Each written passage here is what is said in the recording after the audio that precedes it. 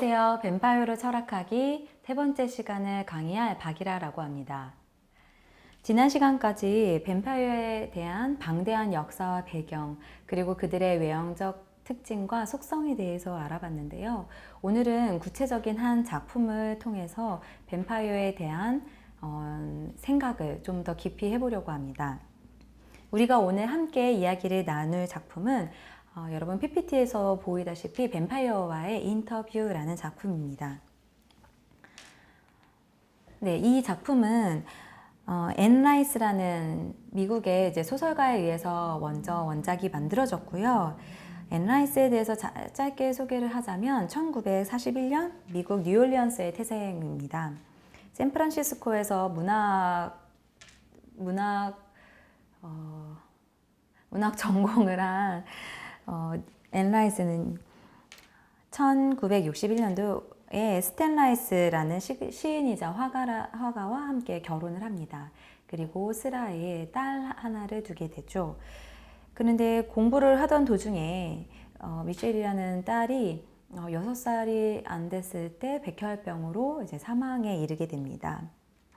앤 라이스는 딸 아이를 상실을 하고 굉장히 많은 어떤 무력감과 절망감을 느꼈다고 해요. 그래서 한 2년 정도 거의 폐인처럼 살다가 어느 날 이 죽은 미셸을 문학 작품에서 다시 등장시켜서 살려내야겠다라고 생각을 하고 작품을 써내려 갑니다.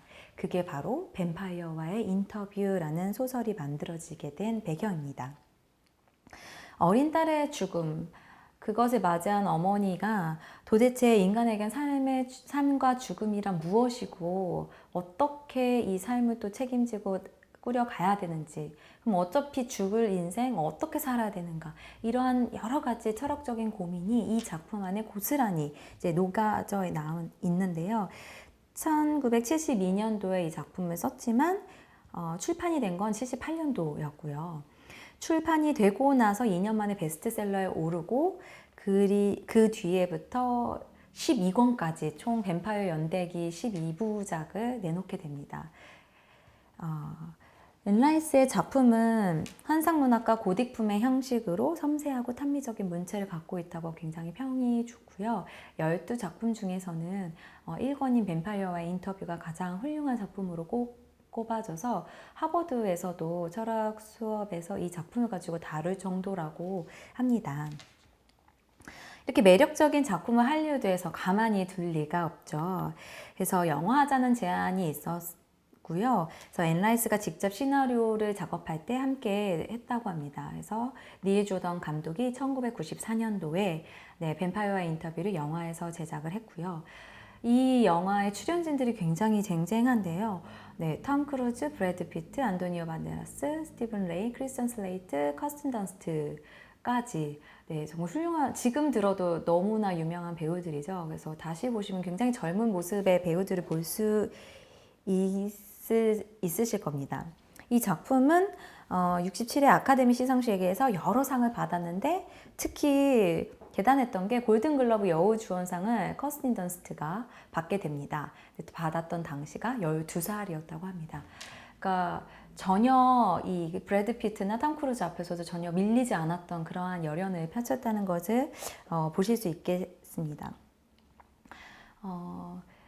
눈치 빠르신 분들은 아시겠지만 앤 라이스가 죽은 딸 미셸을 살려낸 그 캐릭터가 바로 어린 소녀가 뱀파이어가 되어서 나타난 클로디아, 커스틴 던스트가 맡았던 그 역이죠.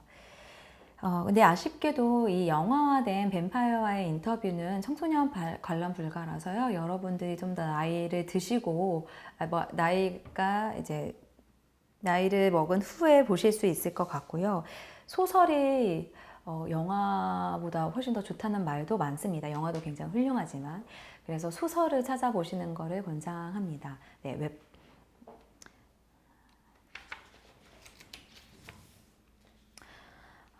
뱀파이어와의 인터뷰 줄거리를 간략하게 좀 이야기를 해드리려고 합니다.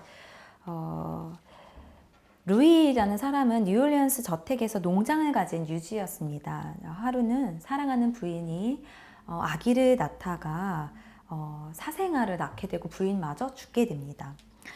갑자기 사랑하는 사람 두 사람을 다 잃고 삶에 대한 의지를 상실한 루이는 그냥 맨날 술 마시고 그냥 아무 의지 없이 그냥 지내는데요. 그 도중에 막대한 재산을 갖고 그냥 삶을 그냥 흥청망청 허비하면서 살고 있는 이 루이에게 뱀파이어 레스터트가 접근합니다. 그리고 내가 너에게 새로운 삶을 줄게 라고 얘기하죠. 뱀파이어 레스터트는 그에게 이제 그의 피를 마시고 자신의 피를 이제 마시게 해서 그 루이를 뱀파이어로 만듭니다. 근데 뱀파이어가 된 루이는 새로운 삶을 살 줄 알았는데 자기 자신이 막 자기와 함께 살았던 하인들 뭐 이런 동료들을 보면 자꾸 막 피를 마시고 싶고 이런 자기 자신에게 너무 혐오감을 느끼게 되는 거죠. 이와 반대로 레스타트는 루이의 막대한 그런 재산을 막 탕진하면서 막 자신의 욕망을 마음껏 채우고요. 결국 루이는 배가 고프니까 닭장에 닭을 잡아먹고 쥐를 이제 막 잡아먹고 이러니까 레스타트가 굉장히 마음에 들어하지 않습니다. 뱀파이어가 됐으면 뱀파이어답게 살아라. 너 지금 얼마나 찌질한지 알아? 막 이렇게 싸우죠. 결국 루이는 자기 자신을 견디지 못해서 자기 저택과 농장을 다 불로 태우고 하인들을 다 내보냅니다. 그리고 이 뱀파이어 두 남자는 이제 다른 곳으로 이제 이동을 하게 되죠. 그 이동을 하다가 하루는 루이가 굉장히 굶주린 채로 길을 걷게 되는데 어디선가 어떤 소녀가 막 흐느끼고 울고 있는 거예요. 그래서 왜 누가 울고 있지 하고 갔더니 이제 전염병으로 부모님과 모든 가족이 다 죽고 혼자 살아남은 소녀가 클라우디아가 울고 있었던 겁니다. 분명 루이는 그 소녀를 달래주러 갔는데 자기 허기졌던 어떤 욕망을 이제 참지 못하고 그 소녀의 피를 흡혈하게 되고 그 소녀가 죽습니다. 그리고 자기 자신 자괴감에 빠져가지고 루이가 막 헤매고 있자 이 모습을 본 레스터트가 루이가 흡혈한 그 소녀를 찾아와서 자신의 피를 또 마시게 하죠. 그렇게 꼬마 소녀 뱀파이어 클라우디아와 그리고 루이 레스터트가 뱀파이어 가족을 이뤄가지고 삶을 살게 됩니다.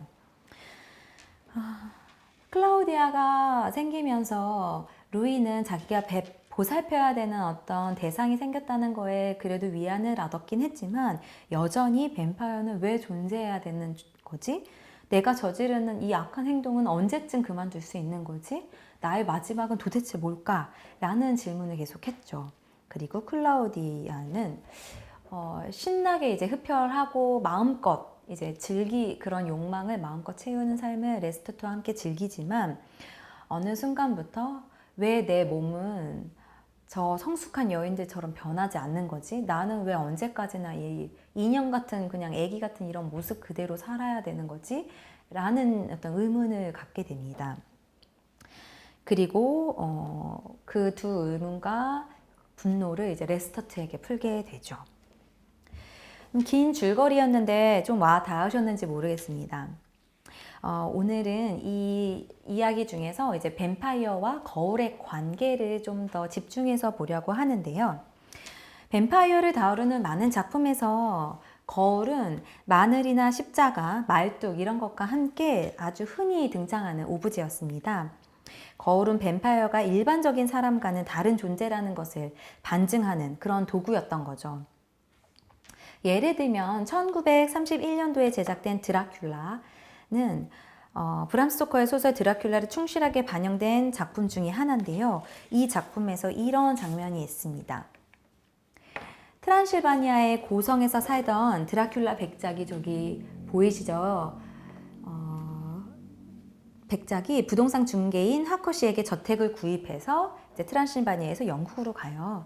그래서 거기서 미나의 집을 찾아갑니다. 그리고 며칠 동안 미나를 홀려서 조금씩 그녀의 피를 이제 흡혈하고 있었죠. 하루는 또 미나를 찾아가서 또 재미있는 이야기를 해주겠다고 하면서 흡혈을 하려고 꼬시려고 갔는데 미나가 자꾸 헛것을 보고 몸이 쇠약해진다는 소식에 미나의 약혼자 조와 미나의 아버지 그리고 하워드 박사가 그 집에 있었던 거예요. 그래서 이 세 분과 미나 그리고 드라큘라 백작이 딱 조우를 하는 순간입니다. 드라큘라 백작이 미나와 대화를 하고 그녀의 약혼자 조는 담배를 꺼내기 위해서 담배함을 이제 여는데 담배함의 뚜껑 부분이 거울로 되어 있었던 겁니다. 근데 거울에 비친 미나 양은 보이는데 미나 양과 대화를 하고 있는 드라큘라 백작은 거울에 보이지 않았어요. 이것을 캐치한 하워드 박사가 저 드라큘라 백작이 뱀파이어구나 라는 것을 결정적으로 눈치채게 되죠. 그래서 여러분에게 보여지는 저 장면 뒤에 하워드 박사가 이제 뱀파이어에게 담배함을 딱 열어가지고 거울에 비치지 않는 뱀파이어의 모습을 드라큘라 백작이 확인하게 되고, 그 다음 장면은 굉장히 분노한 드라큘라 백작이 그 거울함을 깨뜨리고 막 분노하면서 막 뛰쳐나가는 장면으로 이어집니다. 이처럼 많은 작품에서 거울에 반사되지 않는 뱀파이어를 통해 뱀파이어라는 존재는 인간과는 다르다라는 것을 표현하는 어떤 도구로서 표현이 됐습니다. 근데 왜 인간과는 다른 존재라는 것을 하필이면 거울에 반사되지 않는다는 특징으로 표현을 했던 걸까요? 그 지점을 한번 되새겨 볼 필요가 있는 것 같아요. 그건 역시 뱀파이어의 속성과 연결이 되는 부분이니까요. 거울 자체의 사전적인 의미를 제가 찾아봤는데, 거울은 빛의 반사를 이용해서 상을 맺는, 즉 물체의 모습이 비추는 도구라고 나와 있습니다. 거울에 반사되지 않는 뱀파이어는 거울이 빛의 반사를 이용해서 상을 맺는 성질 그대로 뱀파이어는 빛 앞에 설 수 없는 존재이기 때문에 거울 앞에 자신의 모습이 드러낼 수가 없었던 거죠. 그래서 앞 시간에서 얘기했던 대로 뱀파이어는 어둠의 왕자, 곧 어둠은 악을 은유하고 선을 은유하는 빛 앞에서는 존재할 수 없었던, 이런 것들이 다 이렇게 일맥상통하게 연결이 된다고 볼 수 있습니다. 이제 과학적으로 따져보면 이제 빛 앞에 설 수 없다고 설정이 되어 있으니까 거울에 반영되지 않는 것이 당연하기도 하지만, 또 문학적으로도 접근을 하자면 뱀파이어는 영혼이 없기 때문에, 다시 말해 허상이기 때문에, 사실은 존재하지 않는 어떤 허상이기 때문에 거울에 이제 반사되지 않는다라고 얘기가 되기도 하고요. 영혼이 없는 존재이다. 신의 저주 때문에 이제 거울에 담지 못한다. 이러한 설도 있습니다. 어찌됐든 이 뱀파이어가 거울에 반사되지 않는다는 특징은 뱀파이어 속성을 다시 한번 보여주는 모습인데요. 제가 아까 소개드렸던 뱀파이어와의 인터뷰에서는 이런 많은 영화에서 거울에 반사되지 않는 뱀파이어가 아니라 거울에 반사되는 뱀파이어로 설정이 되어 있습니다. 네. 지금 보시는 것처럼 벽에 걸려있는 거울에 뱀파이어 루이와 그리고 클로디아가 반사가 되는 것이 보이시죠? 네. 앤 라이스는 이전의 뱀파이어 작품에서 보였던 특징과는 다르게 거울에 비치는 뱀파이어를 상상했습니다. 사실 12세의 뱀파이어가 된 클로디아는 성숙한 여인들을 보면서 나는 언제 저렇게 크지? 나도 저런 몸을 갖고 싶어. 왜냐하면 정신적으로는 분명히 많은 경험치가 쌓일 수 있는데 전혀 몸이 변하지 않으니까요. 그러다 어느 날 거울을 보면서 클로디아가 자신의 머리 스타일을 바꾸기 위해서 머리를 자릅니다. 그리고 눈을 깜빡였는데 머리가 이전 같은 모습으로 다시 그 상태로 길어져 있는 거예요. 클로디아가 자기가 그렇다는 거를 처음 알아가지고 너무 소스라치게 놀라고, 이제 왜 내 신체는 이렇게 변하지 않는 거냐라고 막 레스타트에게 따지고 물어봅니다. 그 싸움 도중에 이제 자신의 머리를 잘랐던 가위를 가지고 레스타트에게 해코지를 하고, 레스타트가 생채기가 나는데 그 생채기도 눈 깜빡이는 순간 다시 확 아물어버리죠. 근데 그렇다면 도대체 뱀파이어가 거울에 보이는 이 상황은 어떤 속성을 그리기 위해서 앤 라이스가 이러한 상상력을 더했을까라는 것을 질문을 안 해볼 수가 없겠습니다. 앤 라이스는 옛날의 뱀파이어물처럼 선한 것은 아름답고 악한 것은 못생겼다, 그런 식의 도식을 완전히 파괴시켰습니다. 오히려 뱀파이어는 신체가 가진 가장 최상의 컨디션을 유지하기 때문에 외적으로 굉장히 매력적인 존재로 묘사되어지죠. 그래서 머리카락이 자르면 다시 자라내는 과정이 그런데 클라우디아는 거울 속에 자신의 모습이 반사는 되지만 머리카락을 자랐을 때 자라는 그 과정들을 겪지 않고, 그리고 상처가 생겼을 때도 상처가 사실은 아무는 게 아니라 그냥 상처가 없었던 상태로 그냥 원상복귀를 하는 거거든요. 그것은 흉터 같은 것이 남지 않는다는 것을 뜻하는데요. 인간과 대조적인 면들을 바로 보여주는 지점입니다. 인간은 시간의 흐름에 따라서 계속해서 변화를 갖게 되죠. 그리고 흉터 같다는 게 남았다는 것은 자신이 과거에 어떤 일이 있었다는 것을 그 흉터를 통해서 기억할 수 있고, 또 미래에는 이런 흉터 같은 게 다시 남지 않도록 내가 조심해야겠다라는 의미를 되새길 수도 있는 겁니다. 사실 타투나 문신 같은 걸 하는 것도 내가 무언가를 기억하기 위해 새겨놓는 거와 유사한 어떤 부분이기도 하죠. 그런데 뱀파이어는 거울에는 비추긴 하지만 시간의 적용을 전혀 받지 않는 존재라는 것을 앤 라이스는 이 설정을 통해서 보여주고 있습니다. 다시 말하면 뱀파이어와 거울의 관계가 반사가 되느냐 혹은 되지 않느냐, 이 두 가지 모두 우리가 생각해 볼 만한 어떤 지점들이 있다는 건데요. 네, 정신분석학자 프로이트의 제자 락강이 거울 단계 이론을 발표했는데 거기에 일부를 좀 읽어보도록 하겠습니다. 거울 속 이미지를 마주하고 있는 아이는 아직 신체적으로 미숙하여 자기 몸을 완전하게 통제하지 못하는데, 거울 속 이미지는 완벽함과 통일된 상으로 다가오고 아이는 그것이 자신의 이미지라는 것을 지각한다. 자신의 이미지를 대면하면서 아이는 외부 공간 속에 가시화되는 자신의 형상을 감각적으로 확인하기 때문에 커다란 환희와 안도감을 느낀다.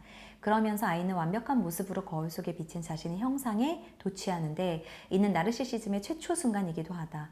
아이는 환호하지만 아이가 이미지를 자신의 것으로 동일시하는 거울 단계는 실제 몸의 감각과 그것에 대해 투영하는 이미지의 괴리가 은폐되는 순간이기도 하다. 이 시기의 아이는 아직 운동신경과 몸의 운동 조절 능력이 미숙하여 실제 몸의 느낌은 통일되지 못함에 반하여 이미지는 완벽하게 보이기 때문이다. 이 지점을 가지고 뱀파이어와 좀 접목을 시키면 이러한 부분들을 생각해 볼 수 있어요. 갓 태어난 아이들은 사실 시각도 아주 불안정하고 여러 가지 신경들이 아직 통제할 수 있는 정도로 성숙되어지지 않았죠. 그래서 태어났을 때 이 공간과 혹은 자신의 엄마와 자기를 다 일치해서 생각을 합니다. 아니, 그것을 구분해야 되는 거라고조차도 생각하지 못할 수 있겠어요. 그리고 지각적이고 운동적인 어떤 신체를 파편화해서 그냥 느끼게 된다는 거죠. 근데 한 생후 6개월 정도가 되면 시신경도 많이 발달해서 이제 물체를 정확히 좀 볼 수 있게 되고, 색깔도 구분하게 되고, 목도 들고 가누고 또 뒤집기도 하고, 조금 빠른 아이들은 이제 뭐 기기도 하죠. 이 시기에 이제 거울을 보게 되면서 이 공간과 내가 일치된 게 아니라 나라는 존재가 여기 손부터 여기 손까지 있구나. 내 머리부터 발끝이 여기까지라는구나. 라는 것을 이제 인지하게 된다는 거죠. 그와 동시에 나와 타인인 엄마를 이제 구분할 수 있게 되는 어떤 순간이기도 할 수 있습니다. 다시 말해, 엄마는 내가 아니고 엄마가 나의 확장이 아니라는 거죠. 그러니까 거울 앞에 선다는 것은 내가 누구고 나의 한계가 어디까지인지를 확인할 수 있는 어떤 작업입니다. 그것은 인간이 태어났을 때부터 해가는 어떤 그런 과정이기도 한 거죠. 뱀파이어가 거울 앞에 서지 못한다는 것은 다시 말해 자기 내면을 성찰할 수 있는 기회를 아예 가질 수 없다는 거고, 스스로 자기를 응시하는 유일한 시간을 잃어버린다는 것을 의미했습니다. 근데 앤 라이스가 만든 거울을 볼 수 있는 뱀파이어들은 자신을 응시하게 되는데, 거울 속에 내가 어떤 존재냐, 시간을 거스르는 존재다라는 것을 깨닫게 되는 거죠. 시간을 거스른다는 거는 다시 말해 자연스럽게 노화가 시작된다는 거. 근데 이것은 그냥 노화뿐만이 아닙니다. 어떠한 생물이 성숙하고 성장해 간다는 것이 시간의 흐름을 통해서 이어지는데, 그리고 과거와 현재와 미래가 막 접목되면서 이루어지는 것이 바로 이 성장과 성숙일 텐데, 과거도 없고 미래도 없는 이 현재에만 존재하는 뱀파이어들은 성장이 불가능한 그러한 속성을 갖고 있다는 것을 의미한다고 할 수 있겠죠. 성장이 없는 삶, 성숙이 없는 삶, 발전이 없는 삶, 그것은 무엇을 말하는가, 그 생각을 해볼 필요가 있을 것 같습니다. 네. 네, 마무리를 프리드리히 실러의 짧은 글귀를 좀 읽어보도록 하겠습니다. 에고이즘은 그의 중심을 자기 자신 안에 세우나 사랑은 그의 중심을 자신의 밖, 영원한 전체의 축에 심는다. 사랑은 통합을 지향하나 에고이즘은 고독이다. 사랑은 번영하는 자유국가를 공동으로 통치하는 시민이지만 에고이즘은 한 황폐하던 세계의 독재자이다. 거울을 보지 않아서 자기 내면을 성찰할 기회가 없고 내가 원하는 대로, 내가 내키는 대로 살아가는 그런 뱀파이어들은 에고이즘이 굉장히 강력한 그러한 존재라고 볼 수 있겠고요. 거울을 본다 하더라도 시간의 흐름에 어떠한 저항하에서 그냥 현재만 존재하는 그러한 뱀파이어의 어떤 속성 역시 그의 자신의